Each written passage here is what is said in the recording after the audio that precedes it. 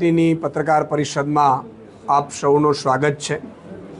પહેલાં તો હું વિસાવદરની જનતાનો અને ગુજરાતની જનતાનો ખૂબ ખૂબ આભાર માનું છું કે એમણે આમ આદમી પાર્ટીના અમારા જે મજબૂત લડાયક ફાઇટર અને પ્રજા માટે સંઘર્ષ માટે નીકળેલા એવા ગોપાલભાઈ ઇટાલિયાને જીત મેળવી છે। હું આમ આદમી પાર્ટીના એક એક સૈનિકને, એક એક યોદ્ધાને, એક એક હોદ્દેદારને અભિનંદન પાઠવું છું કે એમણે ભાજપની સામ દામ દંડ ભેદ પૈસા રૂપિયા આ બધાથી પર રહી અને એની સામે યુદ્ધ લડ્યા છે। આમ આદમી પાર્ટીનો એક એક સૈનિક છેલ્લા કેટલાય સમયથી વિસાવદરની ભૂમિમાં વિસાવદરની જનતા માટે એ લડાઈ લડતા હતા। એટલી હદે ભાજપે તાનાશાહી કરી હતી, એની સામે આ વિસાવદરના ખેડૂતોનો, વિસાવદરના માલધારીઓનો, વિસાવદરના નાગરિકોની જીત છે। 54 લાખ ખેડૂતોની જીત છે। 1 કરોડ અને 20 લાખ શ્રમિકો, મજૂરો અને માલધારીઓની જીત છે। આ જીતે સાબિત કરી બતાવ્યું છે કે જો તમારામાં લડવાની તાકાત હોય, પ્રજા માટે લડવાની તાકાત હોય તો પ્રજા તમારી સાથે રહે છે। તમે જુઓ, વિસાવદરમાં ચૂંટણીમાં ભાજપે તમામ પ્રકારના હાથગંડા અપનાવી લીધા। અમારી પાસે કશું જ નહોતું। અમે સાવ સામાન્ય આમ આદમી, અમે એ નાગરિકો કે જે પ્રજા માટે લડવા નીકળ્યા છીએ। નથી સત્તા અમારી પાસે, નથી સંપત્તિ, નથી કશું જ નહીં। પ્રજા ખુદ લડી રહી હતી અને અમારી સાથે જો હતું તો પ્રજાનું પ્રેમ હતું। અમારા જે યુવા લડવૈયાઓ બધા યોદ્ધાઓ હતા, મેદાન ઉપર ઉતરતા તો લોકો એમને વધાવતા હતા। આજે આ ગોપાલભાઈ ઇટાલિયાની જીત નથી, 54 લાખ ખેડૂતોની, માલધારીઓની, શ્રમિકોની જીત છે। આજે આમ આદમી પાર્ટીના એક એક સૈનિક જે ભાજપની સામે લડવા માંગે છે એની જીત છે। આ જીત આખા ગુજરાતમાં એક મેસેજ જશે કે ભાજપને કોઈ જો હરાવી શકે એમ હોય। ભાજપે શું અત્યાર સુધી ખેલ કર્યા છે? ભાજપ લોકપ્રિય નથી ગુજરાતમાં। ભાજપને મજબૂત સામે વિકલ્પ નહોતું મળતું। કોંગ્રેસ પક્ષ 30 વર્ષથી હરાવવા માંગે છે પરંતુ ભાજપને હરાવી નથી શકી। એના જેટલા પણ લીડરો હતા એને ભાજપે સામ દામ દંડ ભેદ લઈને પોતાનામાં લઈ લીધા। લગભગ 70 જેટલા લીડરો। છેલ્લે તમે જુઓ, 6 ધારાસભ્યો કોંગ્રેસના, 5 થી 6 ધારાસભ્યો ગયા અને 5 થી 6 ધારાસભ્યોમાં આમ આદમી પાર્ટીએ પણ એમને મદદ કરી, ઉમેદવાર ન ઉભા રાખીને, છતાંય કોંગ્રેસને જીતી ન શકી। ભાજપે આમ આદમી પાર્ટી ઉપર હાથ નાખ્યો હતો। અમારા ઉમેદવારોની સામ દામ દંડ ભેદ કરીને કંઈ મેં સાંભળ્યું હતું કે સીડીઓ પણ બહાર પાડી અને એને ડરાવ્યો, ધમકાવ્યો અને એને રાજીનામું અપાવડાવ્યું હતું। પણ એને એ ખબર નથી આ ગુજરાતનો આમ આદમી છે। આ ગુજરાતના લડવૈયા સંઘર્ષો છીએ। અમે પામવા માટે રાજનીતિમાં નથી આવ્યા અને એટલા માટે એ સીટ પાછી ગુજરાતની જનતાએ પાછી ભાજપની તાનાશાહી સામે લડીને લાવી છે।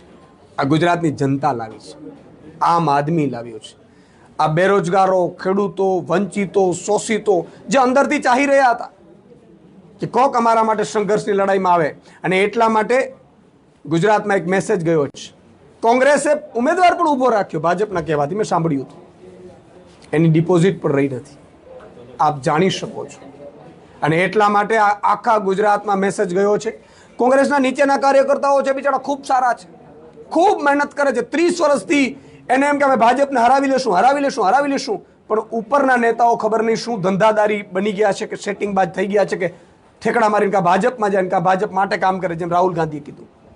અને એટલા માટે આમ આદમી પાર્ટી ઉપર આખા ગુજરાતની ઉમ્મીદ હતી અને અમે ઉમ્મીદ ઉપર ખરા ઉતર્યા છે। અમે કશું જ નથી કર્યું।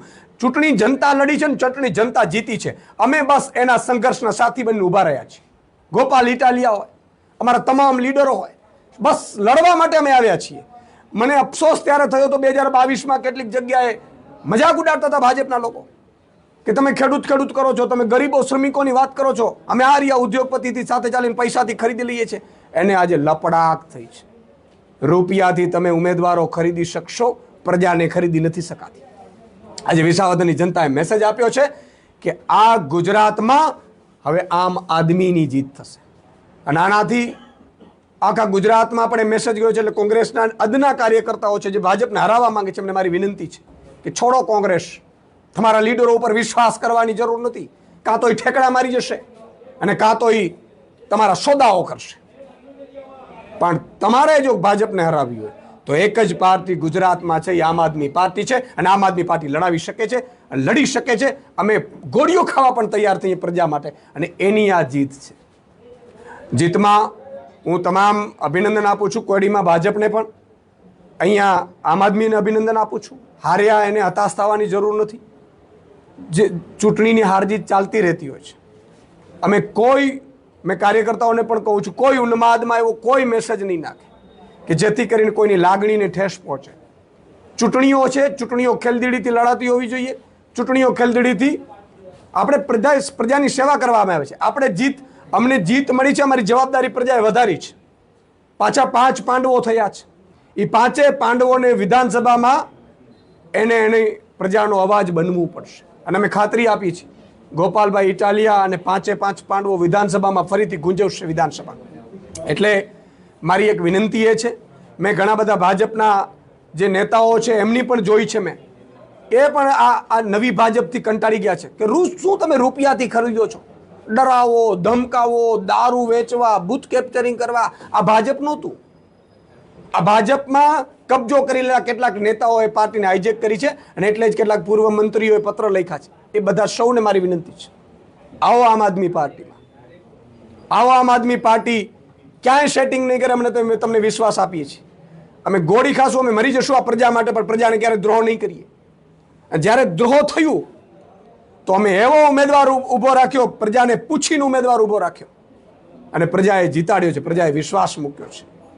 આજે ખરેખર મારું હૈયું ભરાઈ આવે છે આ જનતાને લઈને. બધા એમ કહેતા હતા ગુજરાતની જનતા જેવી સમજદાર જનતા નથી સાહેબ. અને આ 5મું ધારાસભ્ય ફરીથી આમ આદમી પાર્ટીએ ભાજપને હરાવીને જીત્યો છે. જનતાની જીત છે. અને આગામી સમયમાં માનનીય અરવિંદ કેજરીવાલજી ગુજરાત આવશે. અમે પાર્ટી જોડો અભિયાન, આમ આદમી જોડો અભિયાન ચલાવીશું. અને આખા ગુજરાતમાં હવે એક જ પાર્ટી લડી શકે એમ છે ભાજપની સામે, ભાજપની તાનાઈ સામે, ભાજપની ભ્રષ્ટાચાર સામે. ભાજપે કેટલી બધી રણનીતિ કરી. દારૂની ગાડીઓ ઉતારી મેં સાંભળ્યું, રૂપિયા વહેંચ્યા, સામા પક્ષવાળા વચ્ચે પક્ષવાળાને, ત્રીજા પક્ષવાળાને એને ફોડ્યા. ક્યાંય પ્રજાએ સહન ન કર્યું. પ્રજા સમજદાર છે. પ્રજાને તમે દિલથી જીતી શકશો. આ તો લોકશાહી છે. પ્રજા જેને પણ સત્તા આપે એને સત્તા મળવાની છે. પણ પ્રજા ઉપર તમે અત્યાચાર કરશો, પ્રજા ઉપર તમે લૂંટ ચલાવશો, પ્રજા ઉપર તમે ભ્રષ્ટાચાર કરશો, પ્રજાને તમે ડરાવશો, ધમકાવશો, રૂપિયાથી ધારાસભ્યો ખરીદશો, તો 2 દિવસ તમે ધારાસભ્યો તમારા ખરીદેલા તમારી પાસે રહેશે. પણ આ જ પ્રજા બીજી વાર વારો આવશે ને ત્યારે લપડાક આપશે. એટલે આ ચૂંટણી ગુજરાતની ઉમ્મીદ બનીને આવવાની છે. ગુજરાતના એ તમામ બેરોજગાર યુવાનોની જીત છે કે જેઓ સંઘર્ષ કરી રહ્યા છે ભાજપની નીતિઓ સામે. આ જીત તમામ ખેડૂતોની જીત છે, મજૂરોની જીત છે, શ્રમિકોની જીત છે. અને અમે કોઈ ઉન્માદમાં આવવાના નથી. અમે આ વખતે ભાજપે જે બૂથની રણનીતિ કરી હતી છેલ્લા 2 દિવસમાં ફેરવી નાખીશું, એને પણ અમે ઊંધી પાડી દીધી છે. અમે ભલે નવયુવાનો છીએ, ભલે પોલિટિક્સમાં કાચા હોઈએ, અમને રાજનીતિ આવડતી નથી, પણ અમે કામની નીતિમાં માહિર છીએ. પણ ભાજપે જે ષડયંત્રો રચ્યા છે ને ખુલ્લા પાડતા અમને ચોક્કસ આવડે છે. કારણ કે અમે ડરતા નથી કોઈથી. દારૂની ગાડીઓ તમે જોઈ હશે, રૂપિયાની લેલમછેલ બહાર પાડી હતી. પ્રજાની વચ્ચે અમે ગયા. અમને ખબર હતી પોલીસ ફરિયાદ નહીં થાય. અમને એ પણ ખબર હતી કે બૂથ કેપ્ચરિંગ થશે, કોઈની ધરપકડો નહીં થાય. અમારે નથી જોતું. તો પ્રજાના હાથમાં આવશે ને ત્યારે પ્રજા દબાવી દેશે, બટન દબાવી દીધું. એટલે ભાજપને પણ કહેવા માંગુ છું કે છોડો આ તાનાશાહી. હજી તમારી પાસે 2.5 વર્ષ છે. 2.5 વર્ષમાં તમારી પાસે સત્તા છે. હજી તમે ધારો તો ખેડૂતોનું દેવું માફ કરી શકો છો. તમે બેરોજગાર યુવાનોને નોકરી આપી શકો છો. તમે ગરીબો, વંચિતો, શોષિતોને ભ્રષ્ટાચાર કરે છે ભાજપના મંત્રીઓ, એને તમે જેલમાં નાખી શકો છો. હજી તમારી પાસે તક છે. એટલે મારી વિનંતી છે, સૌ આમ આદમી પાર્ટીનો કાર્યકર્તાની આ જીત છે. એક લડાયક યોદ્ધાની જીત છે. આ ગરીબો, શ્રમિકો અને વંચિતોની જીત છે. આપને કઈ પ્રશ્ન હોય? પહેલા કોઈ પ્રશ્ન હોય તો નીતિન પટેલે એવું કીધું છે કે આપનો ઉદય નથી, કોંગ્રેસ અને આમ આદમી પાર્ટી વાળી કોઈ જગ્યા નથી. નીતિન પટેલે કીધું. મારે એમની ઉપર કોઈ ટિપ્પણી એટલા માટે નથી કરવી કે અમારે ટીકા ટિપ્પણીમાં નથી પડતો. અમે કામનો હિસાબ લઈને આવીએ છીએ અને કામનો હિસાબ માંગીએ છીએ. નીતિનભાઈને જાહેરમાં ડિબેટ કરવી હોય તો મારી જોડે આવી જાય. મુખ્યમંત્રીને જાહેરમાં ડિબેટ કરવી હોય તો આવી જાય કે 30 વર્ષમાં તમે શું કર્યા અને 5 વર્ષમાં અમે શું કરી શકીએ છીએ, એની રણનીતિ થશે. હવે ગુજરાતની પ્રજા લડવાની છે. આમ આદમી તો અમે ઊભા રહેવાના છે પ્રજા સાથે. હવે લડાઈ છે એ જનતા લડવાની છે ગુજરાતની. આ નેતાઓ તો ટીકા ટિપ્પણીઓ કરશે ને વયા જશે. કોઈને પોતાની સીટની ટિકિટ જોતી હશે, કોઈને ફ્યુચર દેખાતું નહીં હોય, કોઈને રાજ્યપાલનું પદ જોતું હશે, એટલે ટીકા ટિપ્પણીઓ પ્રજાને દ્રોહ કરીને પણ પોતાની સત્તાને ગમશે, ચાપલુસિયા કરશે. પણ મારી વિનંતી છે કે 30 વર્ષમાં ભાજપે કશું કર્યું નથી. ખાડા તમે જુઓ, વિસાવદરમાં ખાડા નગરી બનાવી દીધી હતી. એક ગામમાં જઈ નથી શકાતું. કામની રાજનીતિ કરીએ. તમે આપો ગુજરાતમાં 2.5 વર્ષમાં શું કરશો, ભાજપ એ નીતિ ઉપર કામ કરે અને અમે વિપક્ષ તરીકે શું કરવાના છીએ એ પણ તમને કહીએ છીએ. અને 2027માં હું એક છેલ્લી પ્રજાને વિનંતી કરું છું, જેમ વિસાવદરની જનતાએ આમ આદમી પાર્ટીને ફરીથી જીતીને મોકલ્યા છે, એમ આખી ગુજરાતની જનતાને વિનંતી કરું છું કે તમારે સાચો વિકાસ જોઈએ છે, સાચું પરિવર્તન જોઈએ છે. તમે તમારા દીકરાઓની મોંઘી ફીથી પરેશાન છો, તમે તમારા જે ભાજપના નેતાઓથી અત્યાચારોથી પરેશાન છો, તો આવો આમ આદમી પાર્ટીને મદદ કરો. આગામી 2026માં ફેબ્રુઆરીમાં ચૂંટણી સ્થાનિક સ્વરાજ્યની આવી રહી છે. આમ આદમી પાર્ટી મજબૂતાઈથી લડી રહી છે, એને મદદ કરો અને 2027નો પાયો નાખો. 27માં તમારી સરકાર આવશે, તમે કહેશો એમ સરકાર ચાલશે. ભાજપની તાનાશાહીની જેમ સરકાર નહીં ચાલે. અને એટલા માટે હું બધાને વિનંતી કરું છું, ગુજરાતની જનતાને જાગો. ભાજપવાળા તમને ભ્રમિત કરી શકશે, રૂપિયાથી આંજી શકશે, જ્ઞાતિ જાતિ ધર્મના આગેવાનોને ઉતારી શકશે, કલાકારોને બિચારાને ડરાવી ધમકાવીને ઉતારી શકશે, પણ પ્રજાને ખરીદી નહીં શકે, પ્રજાને મત ફેરવી નહીં શકે. અહીંયા પણ ભાજપે ખૂબ ષડયંત્રો કર્યા હતા, પણ વિસાવદરની જનતાએ સાબિત કરી દીધું છે કે અમે માત્ર ને માત્ર કામમાં અને અમારી નેતાગીરીમાં માનીએ છીએ.